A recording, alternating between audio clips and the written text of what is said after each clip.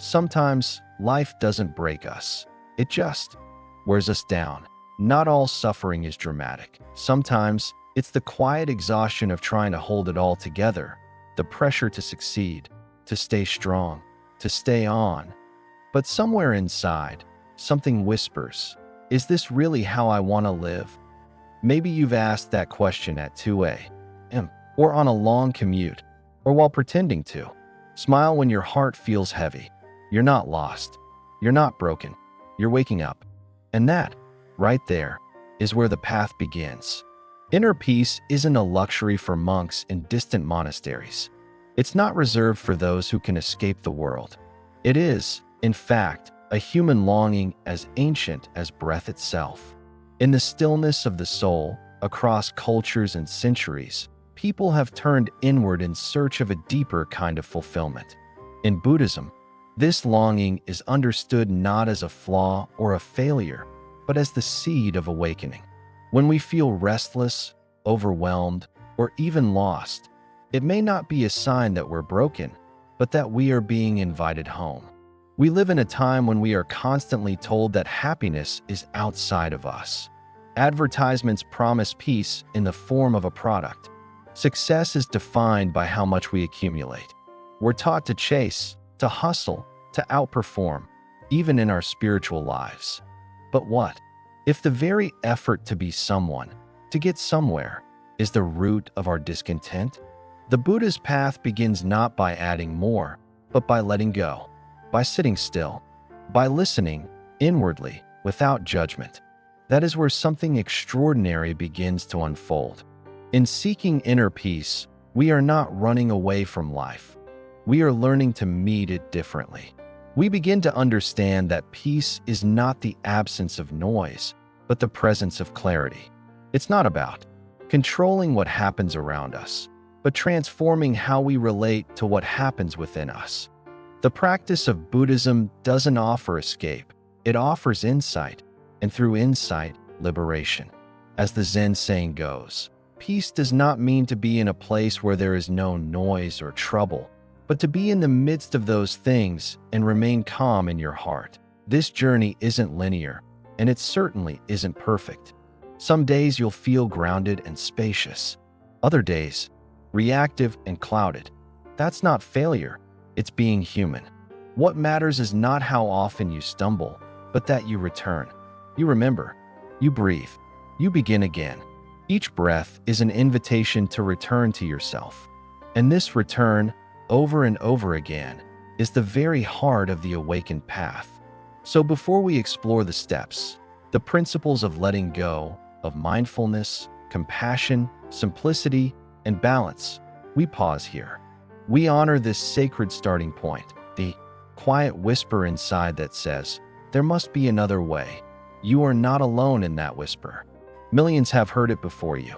The Buddha heard it, sitting under a tree. And you are hearing it now, perhaps while sitting in traffic, scrolling late at night, or walking under an open sky. Wherever you are, this is your beginning.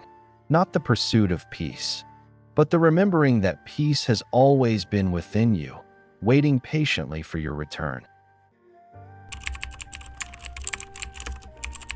Let go, the path of non-attachment. Letting go is not giving up. It is not apathy, passivity, or weakness. It is the gentle art of loosening our grip on what we cannot control and trusting that life, in its own quiet intelligence, knows where it's going, even if we don't. In Buddhism, this is called non-attachment, but that term often gets misunderstood. Non-attachment doesn't mean detachment. It doesn't mean cutting off emotions or relationships. In fact, it's the opposite. It means being fully present in our lives and relationships, but without the need to possess, control, or guarantee outcomes. It's loving someone not because they meet your needs, but because they are. It's doing your best at something, and then releasing the outcome like a leaf to the river. We're taught from a young age to chase goals, earn approval, build success, and to attach our worth to whether those things happen or not. We say, if I get the job, I'll be happy. If they stay, I'll be okay. If I win, I matter. But life doesn't always follow our plans. Promotions fall through. People leave. Results disappoint. And when we've tethered our peace to these outcomes, we suffer twice. First from the pain, then from the shock that things didn't go our way. Non-attachment is not a denial of life's chaos. It's a way of moving with it, like water over rocks. Imagine standing in a river, arms clenched, trying to hold the current in place. It's exhausting. It's also futile. The river flows anyway. But if you open your hands, let the water pass, and feel its coolness for what it is, then you begin to live. Non-attachment teaches us this wisdom, to show up fully, to care deeply, but not to grasp so tightly. It is possible to give your heart to something without imprisoning your joy inside the outcome. It is possible to love without fear of loss. Because love, real love, is not about holding. It's about being with. Letting go can feel terrifying at first. Our attachments are tangled up in our identity, our sense of control, of security, of self-worth. But when we begin to loosen these knots, something unexpected happens. We breathe easier. We laugh more.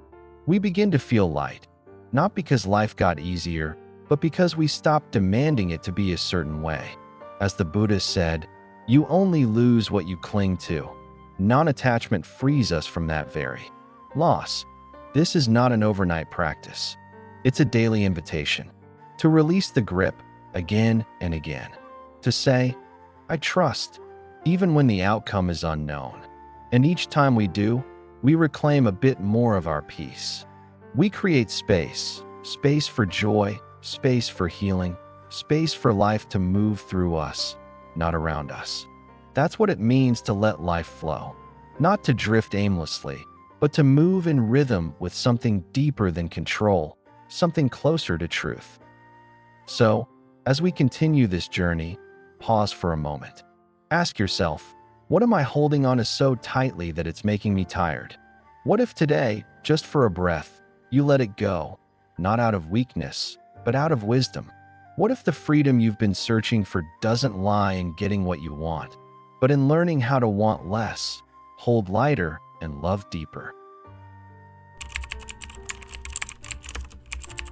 Be here now. The power of mindfulness. Your life is happening now, not tomorrow, not next week, not once you finish your to-do list, right now. But most of us live somewhere else. We dwell in the past, replaying mistakes or wishing we could change what's already done. Or we rush into the future, planning, worrying, projecting, trying to outthink a life we can only live in real time. Meanwhile, this moment, the only moment we truly have, slips quietly by, unnoticed. Mindfulness is the gentle art of coming back, again and again. It's the practice of showing up fully for what's here, not just when it's easy or beautiful, but even when it's boring, uncomfortable, or uncertain. It's not about stopping thoughts or escaping feelings. It's about learning how to be with them without getting swept away. Like sitting beside a river and watching the water flow, mindfulness teaches us to watch our thoughts and emotions with awareness, not judgment. We don't try to dam the river. We just sit by it and breathe. There is a quiet revolution in paying attention. Imagine drinking a cup of tea and actually tasting it. Feeling the warmth of the cup in your hands, smelling the subtle aroma, hearing the soft clink of the spoon. That's mindfulness. Noticing the ordinary and realizing it was never ordinary at all. Life becomes richer, not because it changed, but because you became more present for it. In a world of distractions, to give something your full attention is an act of love. When we're mindful, even difficulty becomes less overwhelming. A stressful meeting, a harsh word, a traffic jam, these things still happen. But instead of being consumed by them, we can meet them with spaciousness. We can notice the tightening in our chest, the story spinning in our minds, and gently return to the breath. We gain the power to respond rather than react. And that shift, so simple, so subtle, can change everything. Mindfulness doesn't require a monastery or hours of meditation. It can happen in the grocery line, in the shower, while folding laundry.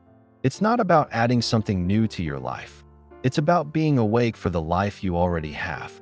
And with practice, we begin to see that peace isn't something far away. It's already here, just beneath the noise. We just have to stop running long enough to hear it.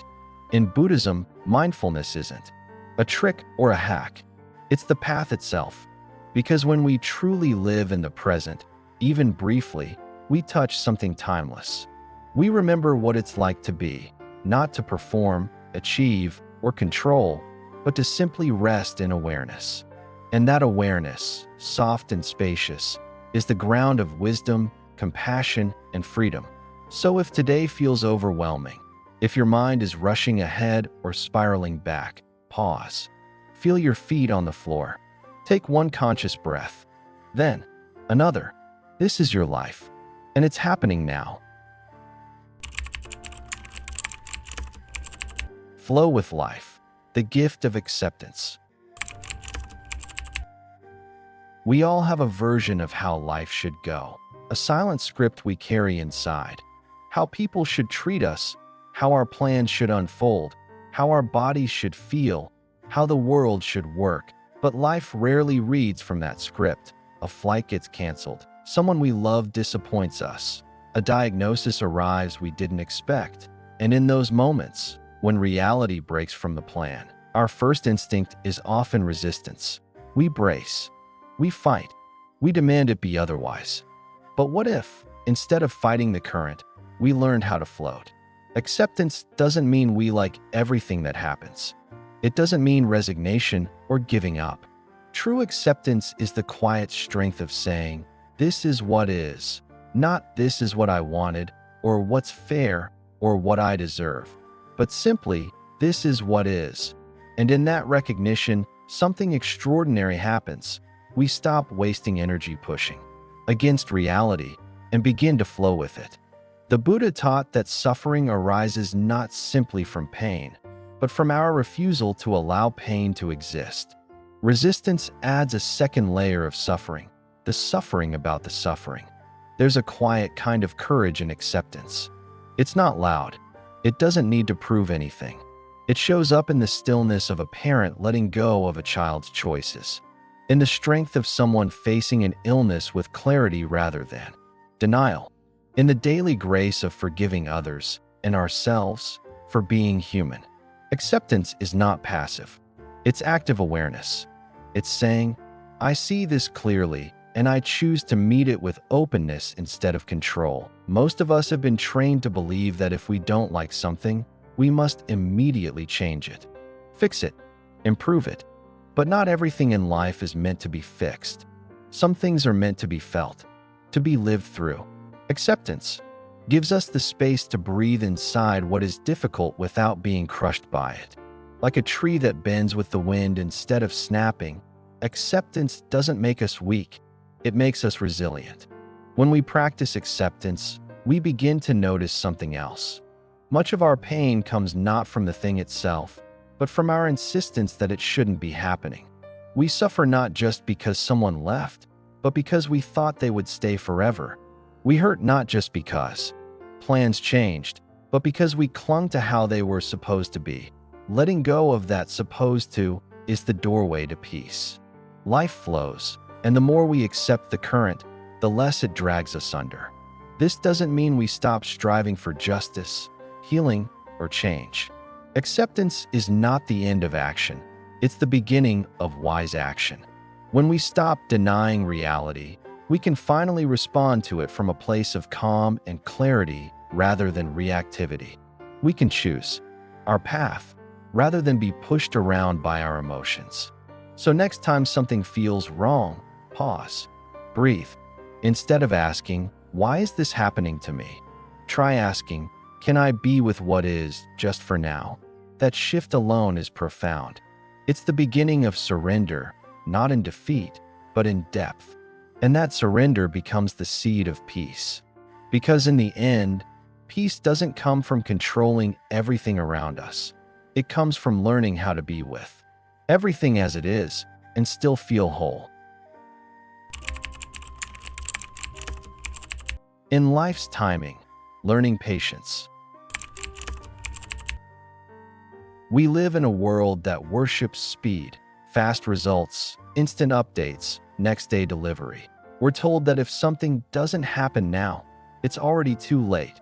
But life, real life, doesn't move at that pace. It unfolds in its own time, not ours. A seed doesn't bloom the moment it's planted. A wound doesn't heal because we demand it to. A heart doesn't learn to trust again just because we wish it would. Everything in nature has its own rhythm, and so do we. Patience is not just waiting. It's how we wait. It's the space between desire and fulfillment, between effort and outcome. And in that space, so much of life is actually lived. Patience invites us to soften our grip on urgency, to trust that things will ripen when they're ready, not when we're desperate. It doesn't mean we stop acting. It means we stop pushing. We stop demanding that life arrive on our timeline and begin to meet it on its own. There's a quiet strength in patience. It's the strength of someone tending a garden, not knowing when the first flower will bloom, but showing up anyway. It's the grace of sitting beside someone who's grieving, offering presence instead of answers. It's the wisdom of taking one step at a time, even when the destination is still unclear. Patience teaches us to make peace with process, to breathe in the unfinished, the unfolding, the unknown. When we rush, we miss things. Not just details, but meaning. Moments of connection, subtle beauty, small joys that only reveal themselves when we slow down enough to notice. Impatience isn't just exhausting, it's blinding. It narrows our vision and feeds the illusion that peace is somewhere else, always ahead of us, just out of reach. But peace doesn't live in the future. It lives in the moment we stop trying to outrun ourselves. In Buddhism, patience is one of the deepest forms of compassion. It's the compassion we offer to others when they're not moving as fast as we'd like. And it's the compassion we offer to ourselves when growth feels slow, when progress is invisible, when we're still learning how to be whole. Instead of judging our journey, patience invites us to honor it. So if you're in a season of waiting, know this: nothing is wrong with you. You're not behind. You're not too late. You're in the rhythm of becoming. Some changes are quiet.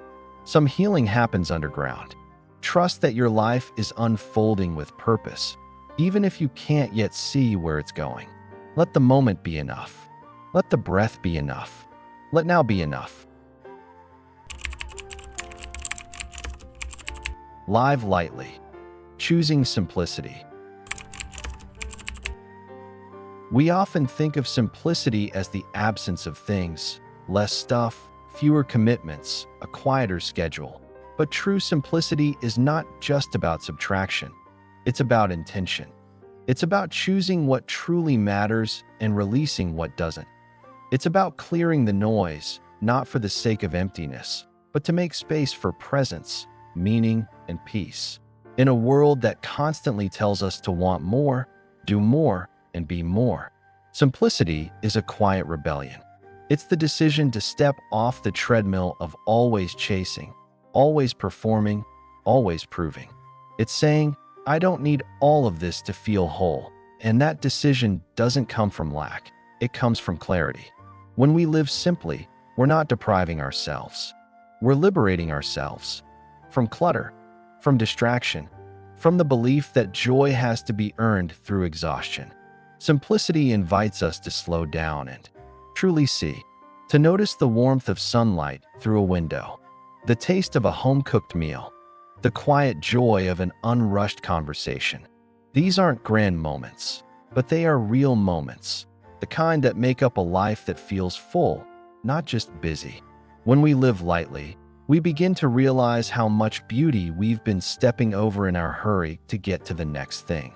The Buddha lived simply not because he had to, but because he chose to.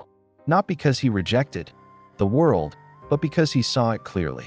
Simplicity allows us to see again, to return to what is essential, not just in our homes or calendars, but in our hearts. What burdens am I carrying that aren't mine to hold? What expectations am I chasing that were never mine to begin with? Simplicity is not just external, it's deeply internal. It's cleaning the house of the mind, letting go of old stories, outdated identities, unnecessary judgments.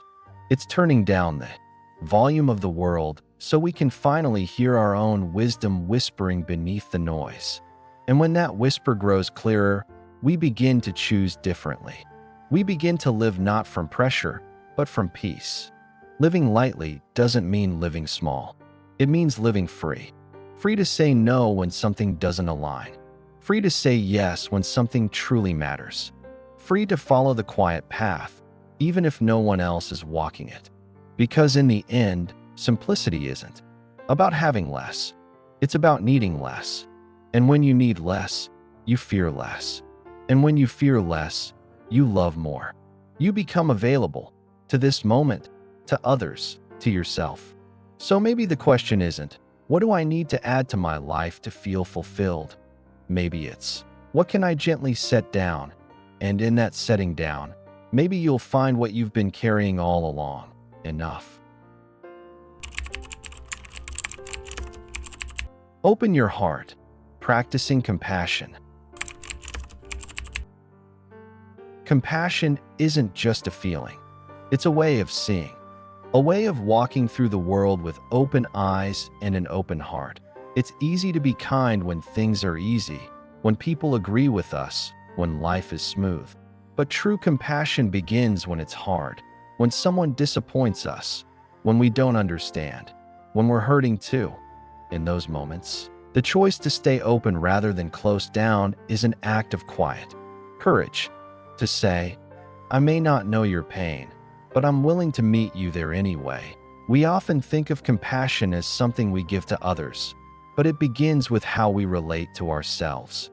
Many of us are carrying silent battles, shame, regret, self-doubt, that we would never speak aloud. We tell ourselves to be better, do more, feel less. But healing doesn't come from pressure. It comes from gentleness. The Buddha taught that you can search the entire universe and not find anyone more deserving of your compassion than yourself. When we learn to offer ourselves the same kindness we so easily extend to others, we begin to live from a place of wholeness, not lack. Compassion doesn't require grand gestures. It lives in small moments, listening without interrupting, pausing before reacting, offering a soft word when silence would feel safer. It lives in how we touch someone's arm when they're trembling, how we sit with grief without trying to fix it. These are not just acts of kindness. They are acts of presence. Compassion is what happens when we stop trying to escape suffering and instead choose to meet it with love. In Buddhism, compassion is not optional. It's foundational. It's not about being nice. It's about being real. It's the wisdom of recognizing that beneath all our differences, we suffer in similar ways. We all know loneliness, fear, loss. And that shared vulnerability is not something to hide. It's something to hold. When we see others not as problems to solve, but as fellow travelers carrying burdens we may not see, our entire relationship with the world begins to shift. But compassion is not always easy. Sometimes it asks us to love what feels unlovable, to forgive what feels unforgivable. And that doesn't mean we ignore harm or abandon boundaries. It means we understand that people are more than their worst moment. It means we remember that pain is often passed on, not born of malice, but of wounding. Compassion is the ability to see both the behavior and the hurt underneath it, and to choose, when we can, to respond from love rather than fear. And the beautiful paradox is this: when we offer compassion to others, we also ease something in ourselves. The tight grip of judgment loosens. The walls of separation soften. The heart grows more spacious, more resilient. And we find that by helping others carry their pain, our own becomes lighter too. In helping them return to themselves, we remember how to return to us. So today, open your heart, first to yourself, then to the world. Not because it's easy, but because it's real. Not because you'll always get it right, but because you're willing to try. In a world that teaches us to protect, to compete, to stay guarded, compassion is an act of quiet revolution. And maybe, just maybe, it's the most powerful kind. See clearly. Insight through meditation. Clarity doesn't come from thinking harder. It comes from seeing deeper. And to see deeply, we must first become still. That's the paradox of meditation. We sit, seemingly doing nothing, and yet something profound begins to shift. The noise of the world doesn't disappear, but we no longer chase every sound. Thoughts don't stop, but we no longer believe every one. Emotions rise, but we stop identifying with them so completely. We begin to see not just what is happening, but how we relate to it. And in that space of seeing, insight is born. Insight isn't just knowing something intellectually. It's the moment when truth touches the heart, and something inside says, "Ah, now I understand." Meditation creates the conditions for this kind of knowing, not by adding more ideas, but by subtracting the clutter. It's not about becoming someone else. It's about remembering who we are beneath the noise. The Buddha didn't teach meditation to escape life, but to wake up to it. To see clearly that our thoughts are not facts, our cravings are not commands, our fears are not permanent. He taught that wisdom arises not from reacting, but from observing. When we sit in stillness, we become intimate with our own mind. We start to notice patterns, how we spiral into worry, how we grasp at approval, how we resist discomfort. And this noticing is not a punishment. It's a blessing. Because once we see the pattern, we're no longer trapped in it. Insight doesn't always arrive with thunder. Often, it comes in the quietest way, like a knot in the chest that suddenly loosens, or a belief we've carried for years that simply dissolves. These small awakenings are not small at all. They are the seeds of freedom. Meditation also reveals how quickly we abandon the present.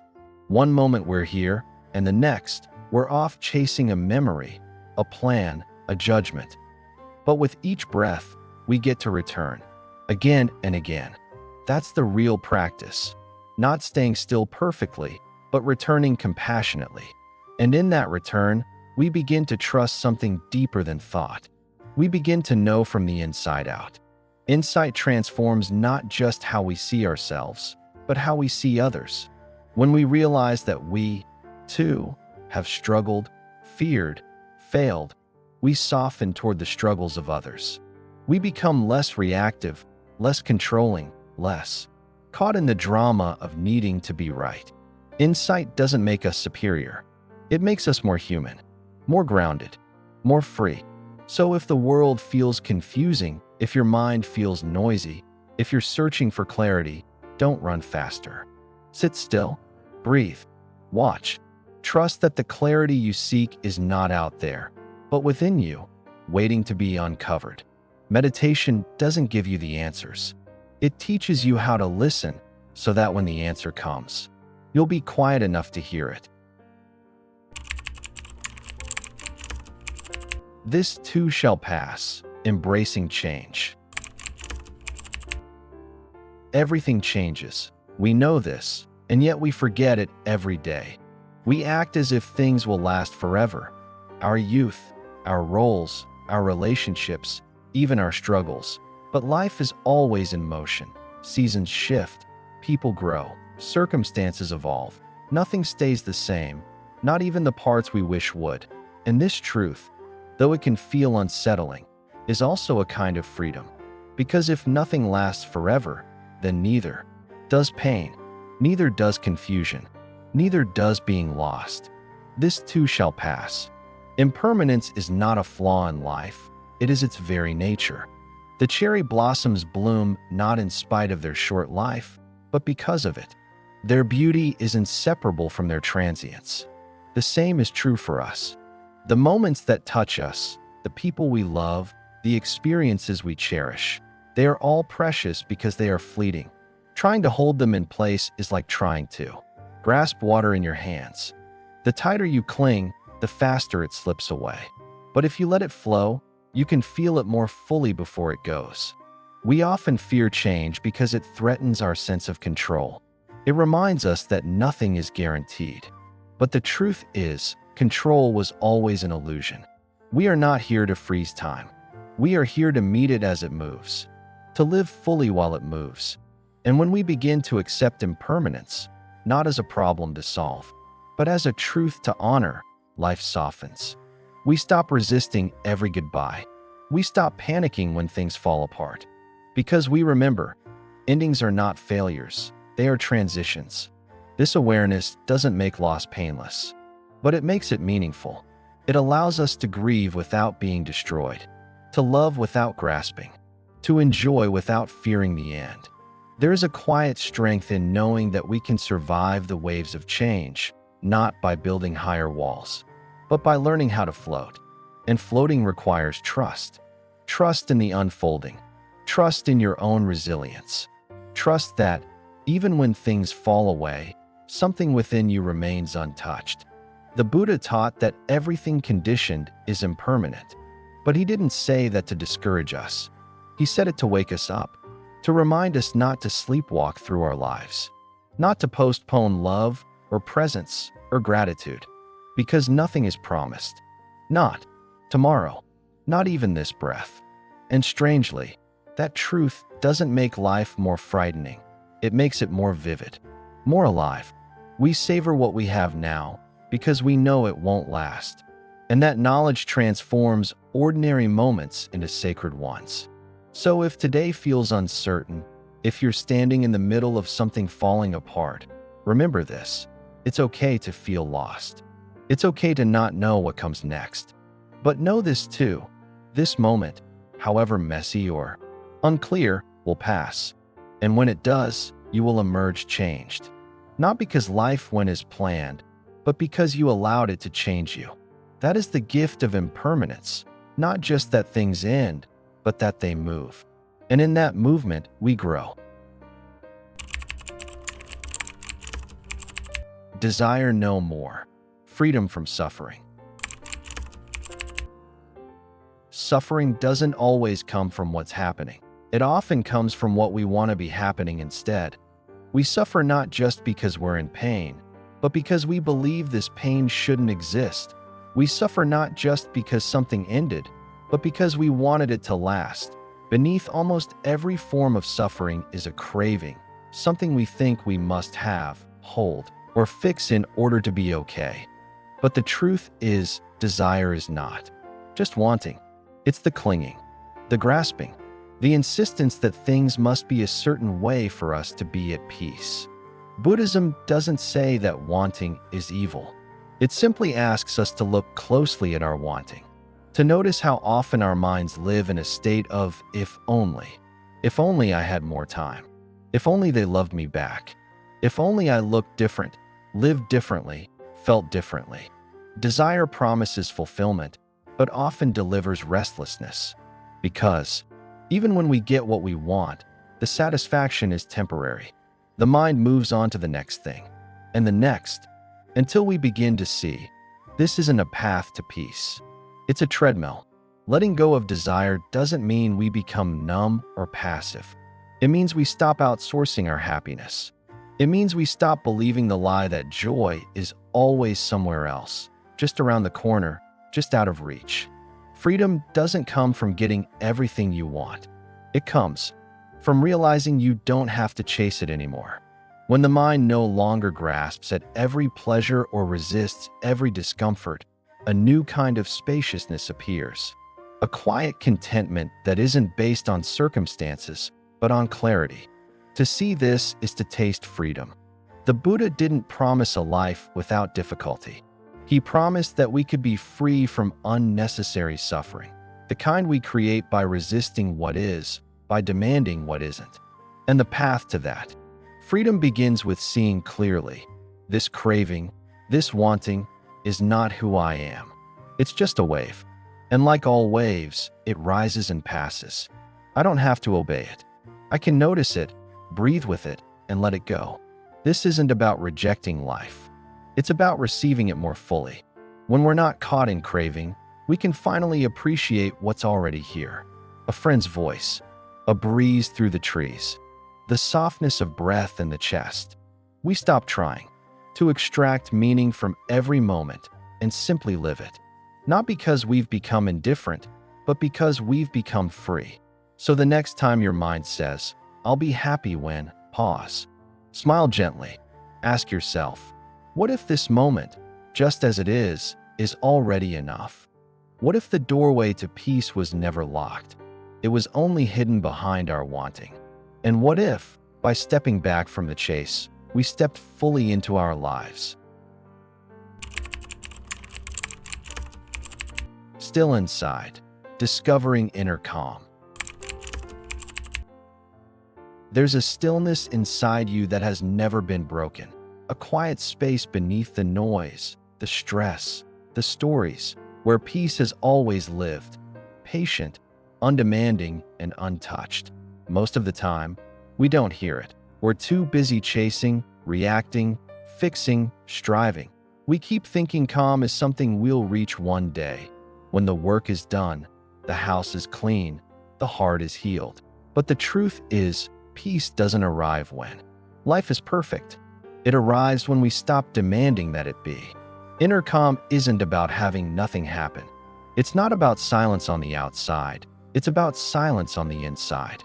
That rare and powerful stillness that arises when we stop fighting with life.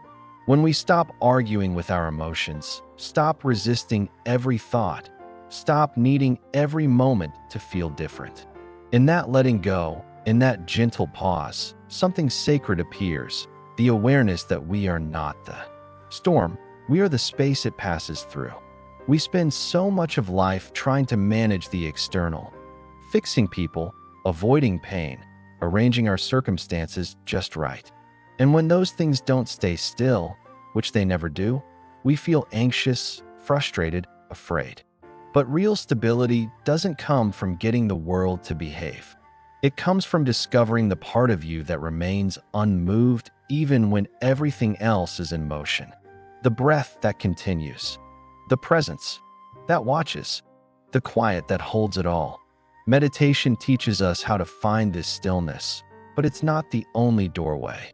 Sometimes it comes in the hush of a morning walk, the rhythm of washing dishes, the way light filters through trees. Moments where the mind stops grasping and simply rests. And in those moments, we remember, peace isn't somewhere far away. It's not earned. It's revealed. And it's been here all along. The Buddha described nirvana not as some mystical escape, but as the extinguishing of the fires of craving, aversion, and confusion. In their absence, what remains is not emptiness, but profound presence. A deep, steady calm that doesn't come and go because it isn't dependent on anything. It's who we are when we stop trying to become anything else. So if today feels chaotic, if your mind is loud, if your heart feels unsettled, pause. Not to fix it, just to notice, just to breathe. Let everything be, exactly as it is, and rest in the space beneath it. That space is always there. Still, gentle, whole. You don't have to build peace. You only have to return to it. Thank you, life. Living with gratitude. Gratitude isn't about pretending everything is perfect. It's not about putting a smile on pain or denying the reality of struggle. Gratitude is simply the act of turning your heart, however quietly, toward what is still good, still here, still holding you. It is the soft whisper that says, yes, this moment too, even when it isn't what you imagined. It's the shift from "I deserve more" to "this is already enough." We often wait for big things to be grateful for, milestones, breakthroughs, dramatic changes. But life is made of smaller gifts.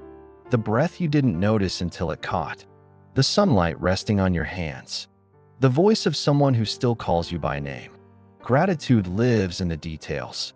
And when you begin to see them, everything becomes more vivid. Not because life changed, but because your way of seeing did. In Buddhism, gratitude is not just a feeling, it's a practice. It arises naturally when we stop grasping for what we don't have and begin to appreciate what we do. Gratitude turns the mind from scarcity to abundance, not by adding more, but by noticing better. It teaches us to receive what's already here with reverence, to say thank you not just when things go right, but because we're here to witness anything at all. And this practice doesn't need to be complicated. You don't need journals or rituals, though they can help. You only need to pause, to breathe, to look around and let even one small thing matter. Maybe it's the fact that you're still breathing, that the trees are still standing, that somewhere someone is healing, that something in you is too. Gratitude doesn't ask for grand gestures. It just asks for presence. When you live with gratitude, the ordinary becomes sacred. Meals become offerings. Conversations become blessings. Even endings become softer because you carry them with thanks instead of resistance. And slowly, almost without trying, gratitude rewires the way you meet the world.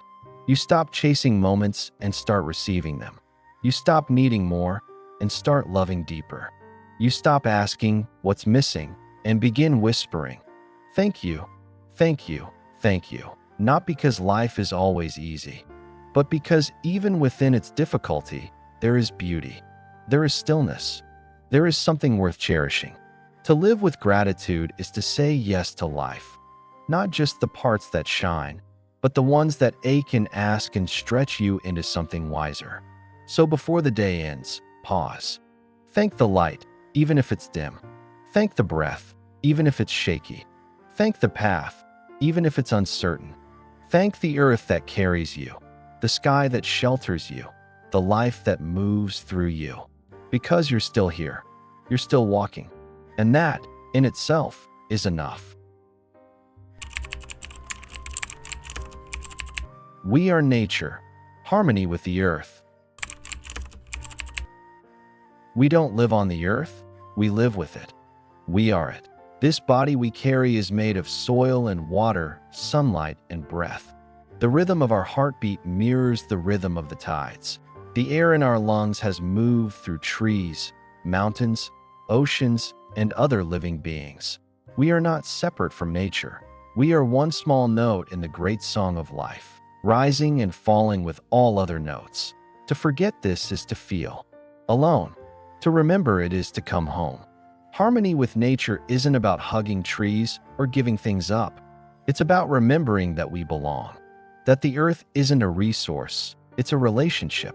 And like all relationships, it flourishes when we pay attention, when we listen, when we care.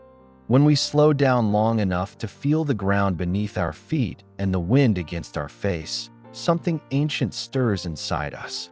A recognition, a return. In Buddhism, interbeing is the understanding that nothing exists alone. A flower contains clouds. A tree contains the sun. We contain each other. And from this view, harming nature is harming ourselves. But honoring it, walking gently, consuming mindfully, protecting what's vulnerable, is an act of reverence. A kind of bow, not just to the earth, but to the life within us that longs to live in balance. Nature is always teaching us. The tree bends with the wind, but doesn't break. The seasons let go and begin again. The river carves through stone not with force, but with persistence. When we live aligned with these rhythms, we suffer less. We stop trying to force growth in winter. We stop expecting the harvest before the planting. We begin to trust timing, not just in nature, but in our own lives. Many of us feel a longing we can't quite name, a sense of disconnection, even amidst comfort and abundance. Often, it is this: we have forgotten how to be part of the living world. But the good news is, the path back is always here. Every breath connects us. Every step outdoors is a prayer. Every choice, what we eat, how we consume, how we walk, can be a ritual of remembrance.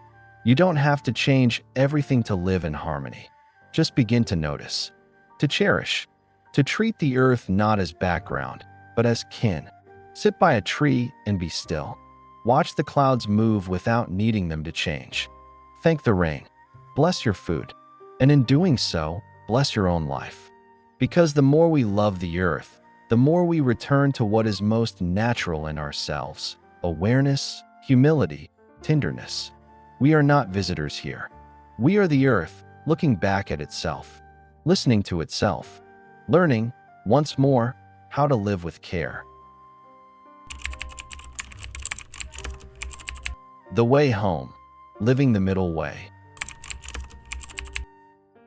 There's a path that doesn't pull too tightly or fall too loose. A way of being that doesn't demand perfection and doesn't drift into neglect. It's not a line you follow with rigidity, but a rhythm you feel with the heart.